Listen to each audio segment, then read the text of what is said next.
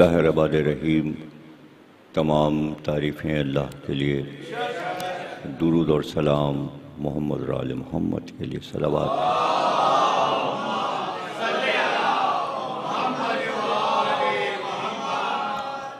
1442 ہجری کے عشر محرم کی آج 4 تاریخ ہے۔ ہم مسلسل ان خطبات کے موضوع پر بول رہے ہیں کہ جو عظیم ہستیوں نے اور عظیم تقریریں کیں اور خطبے دیے۔ جیسا کہ میں نے پچھلی تقریروں میں بھی عرض کیا کہ دنیا کے ہر ملک میں اور ہر قوم میں یہ طریقہ رائج تھا کہ مختلف اوقات میں جہاں قومیات کے مسائل تھے وہاں پر تقریریں کی جاتی تھیں۔ جیسے جیسے زمانہ بڑھا اور چونکہ یہ عرب کا طریقہ تھا اور عرب یورپ سے ناواقف تھے، امریکہ سے ناواقف تھے اور دیگر ملکوں سے، تو جیسے یونان ہے وہاں بھی یہ طریقہ اور رسم رائج تھی کہ وہاں بھی بڑے لوگ تقریریں کیا کرتے تھے اور ان کی تقریریں تاریخ میں محفوظ ہیں، اور آج ان تقریروں پر گفتگو ہوتی ہے، اس کی شرح لکھی جاتی ہے، اس کے فلسفے کو سمجھنے کی کوشش کی جاتی ہے۔ اسی طرح روم میں بھی تقریروں کا ایک سلسلہ تھا، اور اگر توریت اور انجیل اور زبور میں بھی دیکھیں آپ تو آپ کو بہت سی تقریریں انبیاء کی ایسی ملیں گی کہ جو قرآن آنے سے پہلے موجود تھیں اور آسمانی کتابوں میں ان کا بیان ہوا، اور پیغمبر کی انبیاء کی تقریروں کو اللہ نے وحی کی شکل میں اتارا کسی دوسرے نبی کی۔ مثلاً اگر توریت حضرت موسیٰ پر اتر رہی ہے تو حضرت موسیٰ سے پہلے کے جو پیغمبر ہیں ان کی تقریروں کو اللہ موسیٰ کو سنا رہا ہے۔ تو یہ آپ دیکھ سکتے ہیں قرآن میں کہ انبیاء کی بعض تقریروں کو اللہ نے وحی کی شکل میں سرکار پہ اتارا، اور حضرت موسیٰ فرعون کے دربار میں جاتے ہیں تو ایک تقریر کرتے ہیں، اس کو قرآن بیان کرتا ہے، وہ توحید کا پیغام ہے اس میں۔ اور اسی طرح جناب ہارون کا بیان ہے، یا وہ جنگیں جو بنی اسرائیل نے لڑیں جس میں حضرت موسیٰ بھی موجود ہیں اور اولاد ہارون موجود ہے، تو وہ تقریریں موجود ہیں انجیل میں بھی اور قرآن میں بھی۔ اسی طرح جناب نوح کی تقریریں ہیں، جناب ابراہیم کی تقریریں ہیں کہ جو آپ نے نمرود کے دربار میں کی ہیں۔ ان تقریروں میں مکالمے بھی ہیں اور مناظرہ بھی ہے کہ جہاں حضرت ابراہیم ایک پیغام دیتے ہیں اور تقریر کرتے ہیں اپنی قوم کے سامنے بھی، اور جب نمرود کے دربار میں پہنچتے ہیں تو وہاں بھی آپ ایک بیان دیتے ہیں، اس کو بھی قرآن نے محفوظ کیا ہے۔ اسی طرح حضرت عیسیٰ کی تقریریں ہیں جن کو بائبل نے محفوظ کیا، اور قرآن میں بھی ان تقریروں کا ذکر آیا ہے۔ تو اس سے پتہ چلا کہ خطابت جو ہے وہ ایک قدیم چیز ہے۔ اب یہ خطابت جو عرب میں رائج تھی، اور آپ دیکھتے ہیں کہ جنگوں میں خطبے دیے گئے ہیں، جیسے بدر و احد و خندق و خیبر و حنین میں پیغمبر کے خطبات ہیں۔ اسی طرح بعض جنگوں میں حضرت علی کے خطبات ہیں، تو وہ سب تاریخ نے محفوظ کیے ہیں۔ لیکن اب نہ جنگیں ہوتی ہیں نہ وہ زمانہ رہا. اب بس یہ کہ سیاسی طور پر آپ کو تقریریں سننے کو مل جاتی ہیں. سیاست کی دنیا میں تقریریں ہیں، لیکن اب اس کے بعد آپ جب مذہبی سطح پر آتے ہیں، دینی سطح پر آتے ہیں، تو آپ کو قدیم عربی میں بھی کچھ تقریریں مل جائیں گی، لیکن زیادہ نہیں. یعنی پیغمبر کے زمانے سے پہلے اور پیغمبر کے زمانے میں جتنے خطبات اور تقریریں ہیں وہ بعد میں آپ کو نہیں ملیں گی، اس لیے کہ قرآن آنے کے بعد سب کی زبان اور بیان اور لسان پہ زوال آ گیا. قرآن نے آ کر ساری خطابت اور شاعری کو خاک میں ملا دیا، اس لیے کہ ان کو بڑے بڑے دعوے تھے. تو اب جو خطابت قرآن آنے کے بعد شروع ہوئی تو وہ قرآن کی روشنی میں، اور وہ خطابت وہ ہے کہ جس میں آیات قرآنی کے بغیر خطابت کو مانا ہی نہیں گیا. تو اللہ کی وحی کو اور پیغمبر پہ آئے ہوئے سوروں کو جب لوگ پڑھتے تھے اور اس کے ساتھ خطابت کرتے تھے، لیکن آج جب آپ دیکھتے ہیں تو وہ ذکر پیغمبر کی شکل میں آپ کو تقریریں مل جائیں گی دنیا کی ساری زبانوں میں جہاں جہاں ذکر پیغمبر ہوتا ہے. اور خصوصاً آپ کو اردو میں بے شمار تقریریں مل جائیں گی کہ جو محمد اور آل محمد پر ہوں، اور ان تقریروں کو شاہکار قرار دیا گیا. ان تقریروں کو شاہکار قرار دیا گیا اور بہت سے مشہور حضرات، بہت سے مشہور رہنما، بہت سے ادیب، محقق، ان کی تقریروں کو محفوظ کیا گیا ہے درسیات کی شکل میں. اور وہ درس جو وہ دیتے رہے ہیں ان خطبات کو کئی کئی جلدوں میں، جیسے کہ سر سید کی تقریروں کو کئی جلدوں میں چھاپا گیا ہے.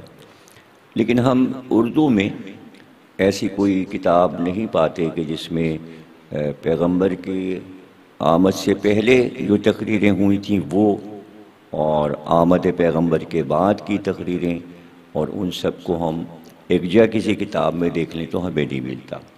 ایک بڑی کتاب سوا نہج البلاغہ کے ہمیں دوسری کوئی کتاب اگر ملتی ہے تو اسی گھرانے میں ملتی ہے، وہ صحیفہ کاملہ ہے. وہ دادا ہیں علی اور یہ پوتے ہیں علی ابن الحسین.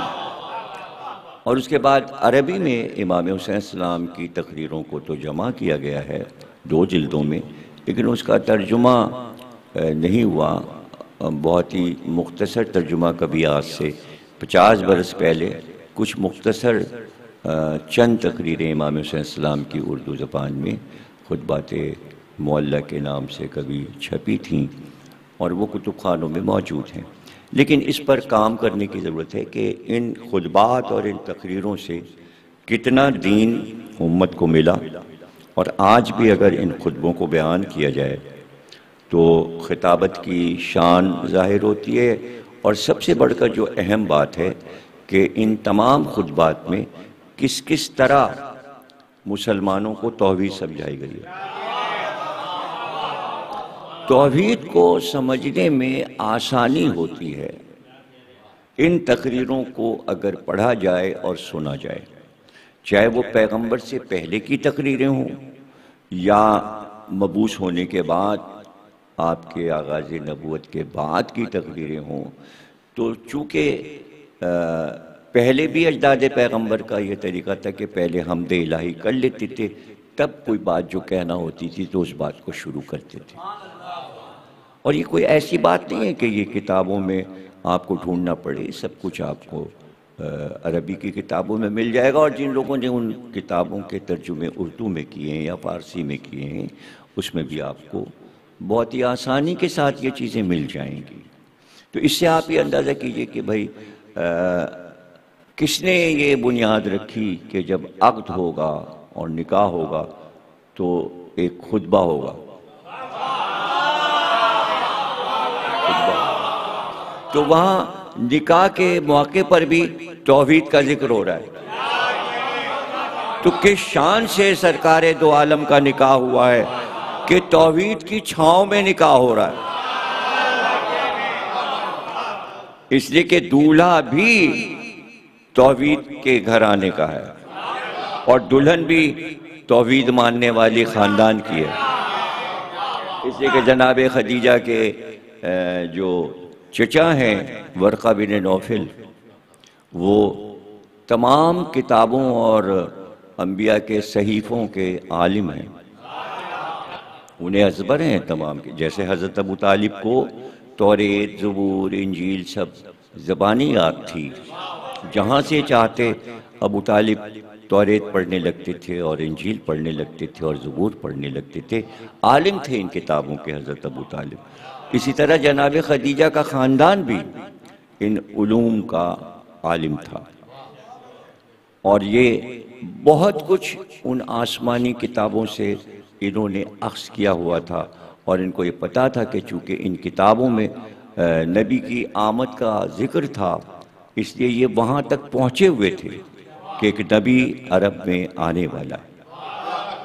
اور بعض قبائل یہ بھی جانتے تھے کہ آنے والا نبی جو ہے، آخری نبی، وہ بنی ہاشم میں آئے گا. بنی ہاشم میں آئے گا. اور جناب خدیجہ کی حیات میں ایسے واقعات آتے ہیں کہ جہاں آپ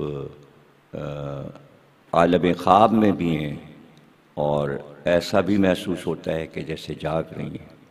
اور روزانہ ان کا معمول تھا کہ وہ خانہ کعبہ کی زیارت کے لیے روز جاتی تھی اور پھر گھر آ کر وہ آرام کرتی تھیں.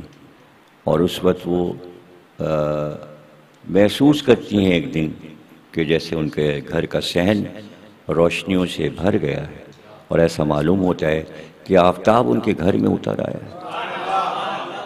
تو وہ حیرت کرتی ہیں کہ اتنی اندھیری رات میں اتنا روشن میرا گھر کیسے ہو گیا.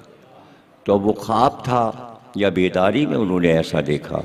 دوسرے دن صبح وہ اپنے چچا ورقہ بن نوفل کے پاس پہنچ جاتی ہیں، اور اتنے سویرے جناب خدیجہ جب پہنچتی ہیں، عربوں کا طریقہ تھا کہ جناب خدیجہ کو طاہرہ کہہ کر پکارا کرتے تھے.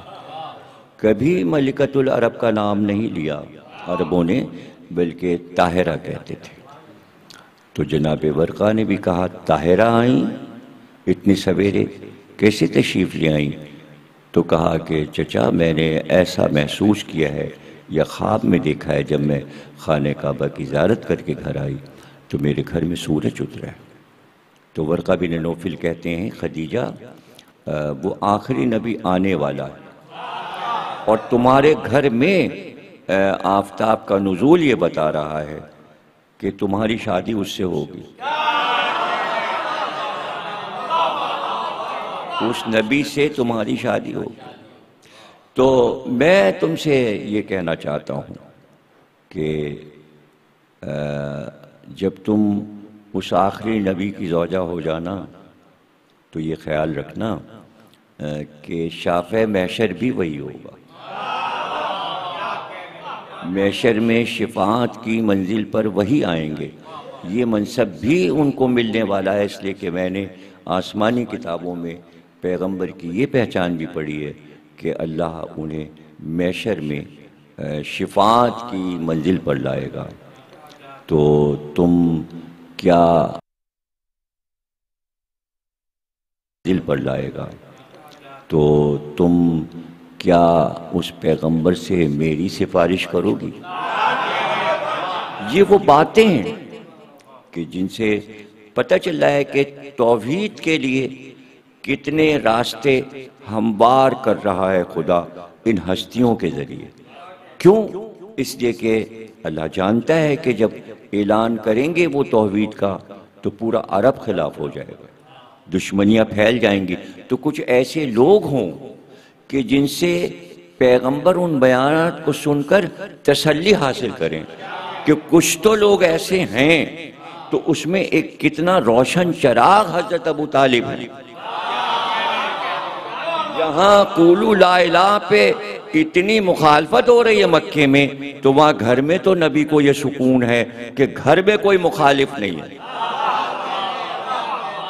گھر میں کوئی مخالف نہیں. اور اتنا اطمینان ہے کہ دعوت ذوالعشیرہ میں جب پیغمبر تقریر فرماتے ہیں اور خطبہ دیتے ہیں اور آپ اپنے خاندان والوں پر یہ سمجھانے کی کوشش کرتے ہیں کہ توحید کا پیغام میں لے کر آیا ہوں اور میں اللہ کا رسول ہوں، تو خاندان کے تمام افراد اس کو قبول کرتے ہیں، ایک سوا ابو لہب کے کہ جو مخالفت کرتا ہے.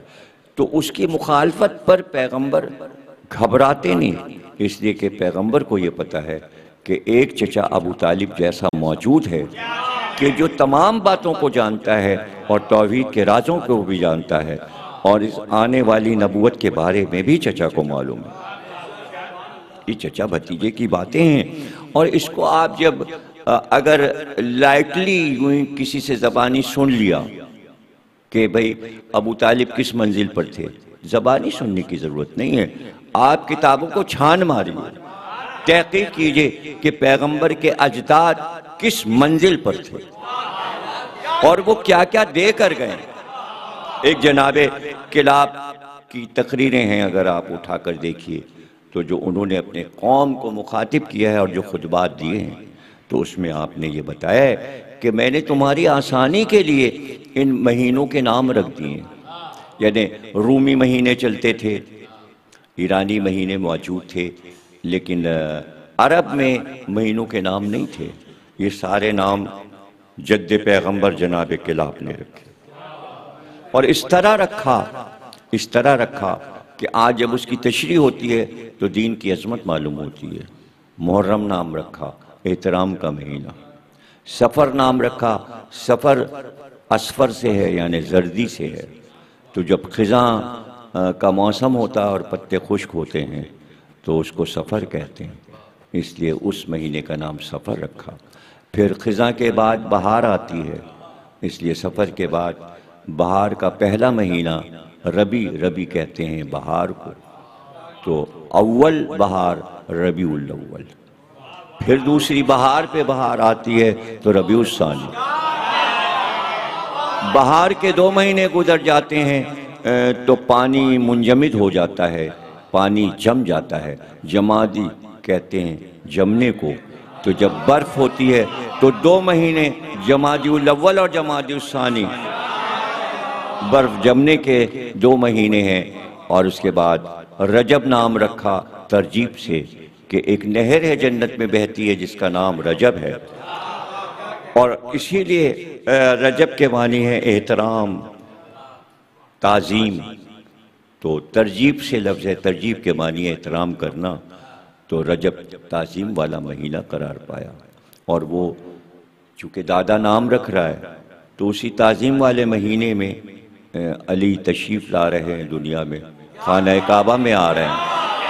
ترجیب یعنی رجب والے مہینے میں 13 رجب کو علی تشریف لا رہے ہیں دنیا میں. اسی رجب کے بعد پھر شعبان کا مہینہ جناب کلاب نے اس کا نام شعبان رکھا. شعبان کے معنی ہے کلیوں کا چٹکنا، کوپلوں کا نکلنا، یعنی پھر موسم بہار آ گیا. اس کے بعد ایک گرمی کا موسم آتا ہے جب ریگزار جلنے لگتا ہے اور ریت جلنے لگتی ہے. تو رمضان کے معنی ہے وہ ریت جو گرمی سے جلنے لگی، یہ رمضان کے معنی ہے. رمضان کے بعد پھر وہ مہینہ آتا ہے کہ جب اونٹ اپنے مخصوص آواز میں ایک مخصوص آواز نکالتے ہیں جس کو شاء اللہ کہتے ہیں. اس سے شوال ہو گیا کہ جب مخصوص آواز میں اونٹ بولتے ہیں. پھر اس کے بعد ذی قعدہ ہے کہ جسے تمہید حج کے لیے قرار دیا گیا، اور ذی الحج وہ بھی تمہید حج کے لیے ہے اور اسی مہینے میں حج رکھا گیا. تو یہ 2 مہینے حج کے قرار پائے. اور اس کے بعد پھر محرم آ جاتا ہے. جناب کلاب نے تقریر کی اپنی قوم کے سامنے کھڑے ہو کے کہ میں نے تمہارے لیے یہ مہینے مقرر کر دیے ہیں. آج یہ مہینے استعمال ہوتے ہیں کہ نہیں ہوتے ہیں، یہ جناب کلاب کا احسان ہے. آپ کے اپنے مہینے یہ اجداد پیغمبر کے احسانات ہیں جو وہ عربوں پہ کر گئے، قوم پر کر گئے. تو آپ یہ نہ سوچیں کہ بالکل اندھیرا پڑا ہوا تھا پیغمبر کے آنے سے پہلے اور کہیں تھوڑی سی روشنی نہیں تھی، پورا عرب کفرستان تھا. کفرستان تو تھا، لیکن میں مثال دیا کرتا ہوں کہ جیسے چٹانوں میں اچانک پہاڑوں میں پتھر کا کلیجہ چیر کر ایک گلاب کا درخت اگائے، اسی طرح کفرستان کی چٹانوں میں ایک گلاب کھلا ہوا تھا جسے بنی ہاشم کا گھرانہ کہتے ہیں، جو توحید کا گھرانہ تھا، جو نیکیوں کا گھرانہ تھا۔ اس لیے اللہ نے ہاشمی خاندان کا انتخاب کیا تھا کہ نبی آئے تو یہاں۔ تو اب یہ لفظ استعمال ہوتا ہے سب کے ساتھ، بنی ہاشم، بنو ہاشم، علی بھی ہاشمی ہیں، حسن اور حسین بھی ہاشمی، لیکن سب سے بڑھ کے ہمارے پیغمبر ہاشمی، اسی گھرانے میں نبوت آئی۔ یہ فخر قیامت تک ہاشمی، بلکہ محشر کے میدان میں بھی جناب ہاشم یہ فخر کریں گے کہ پیغمبر آخری آیا تو ہمارے خاندان، ہمارے قبیلے میں آیا۔ اور کیا مرد، عورتیں بھی توحید ماننے والی تھی، خواتین بھی، کوئی ان کے اوپر سمجھانا اور تبلیغ کرنا نہیں پڑا کہ جناب ابو طالب کی صاحبزادی جو سب سے بڑی ہیں ام ہانی، کہ جب آپ خانہ کعبہ میں باب ابراہیم سے داخل ہو تو باب ابراہیم کے سیدھی طرف باب اسماعیل کے بعد آپ کو جو باب ملے گا وہ باب ام ہانی، یعنی جب ام ہانی کعبے کے گرد جو مکانات بنے ہیں اس میں رہتی ہیں، اور کبھی کبھی رسول اللہ اپنی چچا زاد بہن کے گھر جاتے ہیں، اور وہیں سے باب ام ہانی سے سرکار کو پہلی معراج ہوئی، مکے میں جناب ام ہانی کے گھر سے ہی معراج ہوئی ہے۔ یہ کتنا بڑا شرف ہے ابو طالب کی بیٹی کا۔ تو اسی طرح حضور کی تمام پھوپھیاں اور پھوپھیزاد بہنیں، کسی کو یہ نہیں ہے کہ کوشش کرنا پڑا ہو کہ دین سکھایا جائے، بس پیغمبر کی تقریریں سنتی گئیں، سورے آتے رہے، آیتیں آتی رہیں، اور سب کو حفظ ہوتے رہے، اور سب پیغمبر کی تقریریں سن کر پورے دین کو سمجھتے رہے۔ اور اس کے بعد پھر رسول اللہ کے بعد جو تقریریں موجود ہیں رسول اللہ کی، اس کے بعد کے جو خطبات ہیں، حضرت علی کے خطبات، امام حسن السلام کے خطبات، امام حسین السلام کے خطبات، ان خطبات سے دین کو سمجھنے میں آسانی ہوئی، اور مورخین کو کتابیں لکھنے میں آسانی ہوئی، اور انہوں نے توحید کا سفر بتایا کہ اس عقیدہ توحید کا سفر کیا ہے، اور یہ کہاں سے توحید شروع ہو رہی ہے۔ تو تسلسل ٹوٹا نہیں ہے، یعنی اگر ابراہیم کعبہ بنا رہے ہیں اور سمجھا رہے ہیں کہ توحید کیا ہے، سب سے زیادہ جس پیغمبر نے توحید سمجھائی ہے اس کا نام ہے ابراہیم، تو اتنی شدت سے سمجھائی ہے کہ نسلوں میں اثر گیا ہی نہیں، نسلوں میں اثر نہیں گیا۔ تو جہاں تک شجرہ ختمی مرتبہ تک آتا ہے سب توحید پرست ہیں، سب توحید پرست ہیں۔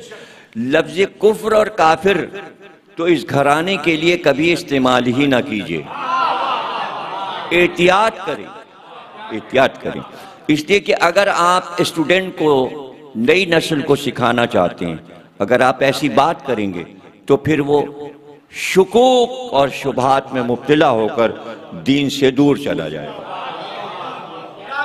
اس لیے سچائیوں کی طرف آپ کو آنا پڑے گا، اور ان سچائیوں کو بیان کرنا پڑے گا کہ توحید موجود ہے، اور وہی لوگ وہ راستہ بنا رہے تھے کہ آخری پیغمبر جب اپنا پیغام سنائیں، تو اسی لیے تو اللہ نے یہ نہیں کہا اپنے پیغمبر سے کہ جاؤ قوم کے پاس جا کر اعلان کر دو کہ تم نبی ہو گئے ہو، پہلی دعوت خاندان میں رکھو، اس لیے کہ سب توحید پرست تھے، یہاں مخالفت نہیں ہوگی۔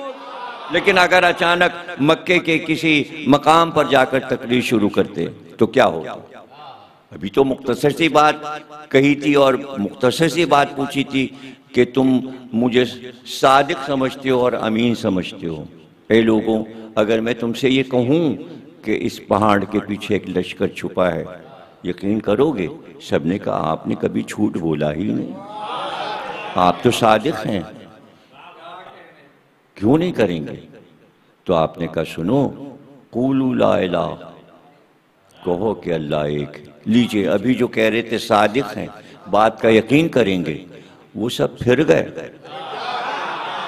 جس دن کہا تھا تو کتنے لوگوں نے کلمہ پڑھا تھا؟ جب پہلے دن اعلان کیا تھا تو ذرا سی دیر میں ٹکراؤ تھا نا عقیدے کا، جو برسوں سے جس عقیدے کی عادت پڑی ہوئی تھی تو اس کو کیسے ایک دم سے چھوڑ دیتے؟ لیکن چھڑایا علم و ادب سے چھڑایا، اپنے اخلاق سے چھڑایا، اپنے اسوہ حسنہ سے چھڑایا اور مائل کیا اور توحید کو سمجھایا۔ تو پیغمبر کی تقریریں تھیں، خطبات تھے۔ فتح مکہ پر آپ نے جو خطبہ دیا ہے وہ پڑھنے والا اور سننے والا خطبہ ہے، کہ جہاں آپ نے خانہ کعبہ کے دروازے کے سامنے کھڑے ہو کر تقریر کی ہے، اور وہ تقریر ایسی شاندار ہے کہ جس میں آپ ایک عام معافی کا اعلان کر دیتے ہیں۔ کسی کو سزا نہیں دی جائے گی، کوئی انتقام نہیں لیا جائے گا، اسی لیے ہم کہتے ہیں وہ رحمت للعالمین ہے۔ اللہ نے قرآن میں انہیں رحمت کہا ہے، تو یہ نہیں کہا کہ صرف مکے والوں کے لیے رحمت ہے، مدینے عالمین کے لیے رحمت ہے۔ جب میں خطبہ حجت الوداع کا ذکر کروں گا تو جو آخری حجت الوداع کا خطبہ ہے اور اس کے اقتباسات آپ کو سناؤں گا، تو اس میں پیغمبر نے ایھا الناس، اے انسانوں، یعنی ان خطبات میں پیغمبر کبھی یہ نہیں کہتے کہ اے مسلمانوں، اے عربوں، چونکہ رحمت بنائے گئے ہیں عالمین کے لیے، اس لیے پورے عالمین کو مخاطب کر رہے ہیں۔ جہاں قرآن یہ ذکر کرتا ہے کہ جب کعبہ بنا چکے ابراہیم تو اللہ نے کہا کعبے کی چھت پر کھڑے ہو کر پکارو، تو ابراہیم نے یہ نہیں پکارا کہ عربوں آؤ حج کے لیے، اے انسانوں آؤ، اے انسانوں آؤ۔ تو یاد رکھیے کہ اسلام محدود نہیں ہے کہ کوئی یہ سمجھے بس عربوں کا اسلام ہے یا مسلمانوں کا اسلام ہے۔ اسلام کائنات کے لیے آیا ہے، اسے محدود نہ کیجیے، اس پیغام کو بہت دور تک جانا چاہیے، اور یہ کوشش کرنا چاہیے ہر مسلم کو کہ ہم محدود ہو کر بات نہ کریں۔ پہلے اپنے آپ کو ہم چھان پھٹک لیں اور اس کے بعد ہم تیار کریں کہ ہم غیر اقوام کے سامنے کھڑے ہو سکتے ہیں، ایسا نہ ہو کہ وہ سوالات شروع کر دیں۔ اس طرح دین آگے بڑھائیے اور سب سفیر بن کر آگے بڑھائیں، غیر قوموں کے سامنے کھڑے ہو جائیں۔ اب تو سفر ہوتے ہیں، اب تو ملکوں میں چلے جا رہے ہیں مسلمان، عیسائی ملکوں میں جا رہے ہیں، غیر ملکوں میں جا رہے ہیں، ایسے ملکوں میں جا رہے ہیں جہاں مذہب نہیں ہے، وہاں بھی پہنچ رہے ہیں۔ تو آپ کیسے سمجھائیں گے دین کو؟ کیسے سمجھائیں گے؟ کیا طریقہ ہے آپ کے پاس؟ ظاہر ہے کہ آپ تقریر کریں گے، 5 آدمی جمع ہوں گے تو آپ بولیں گے، آپ خطبہ دیں گے، تقریر کریں گے، تو پہلے ان عظیم ہستیوں کے خطبے تو پڑھ لیجئے تاکہ غیر اقوام کے سامنے بولنے کی طاقت اور موضوع تو مل جائے آپ کو۔ اس لیے میں نے یہ موضوع رکھا ہے کہ آپ ان خطبات کو پڑھیے۔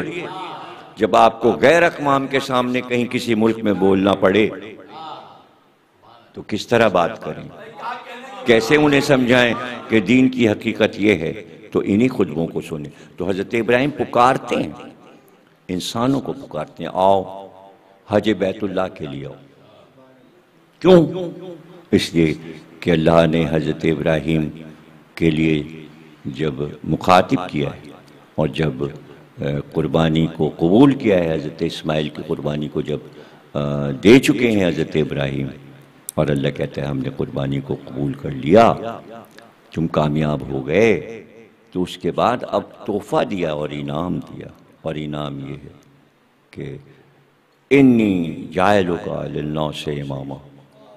یہ نہیں کہا ہم نے تمہیں عربوں کا امام بنایا، ہم نے تمہیں انسانیت کا امام بنایا۔ آپ قرآن اس نظریے سے کیوں نہیں پڑھ رہے ہیں کہ قرآن صرف مسلمانوں کے لیے نہیں آیا؟ دیکھیے سب تو نہیں مسلمان تھے، قرآن تو آیا تھا تو اس وقت تو سب کافر تھے، ابھی سب تو نہیں مسلمان تھے، کافری تو تھے، انہی پہ تو قرآن پڑھا جا رہا تھا۔ تو قرآن تو غیر اقوام کے لیے آیا ہے نا، کہ پڑھ کر انہیں بتایا جائے کہ دین کیا ہے، اور یہ فریضہ مسلمان کا ہے۔ آپ تو سمجھ چکے نا، آپ تو قرآن جان چکے نا، آپ تو قرآن سیکھ چکے نا، اب آگے بڑھیے۔ یہاں الٹا ہو رہا ہے، مسلمان پہ تبلیغ کر رہا ہے۔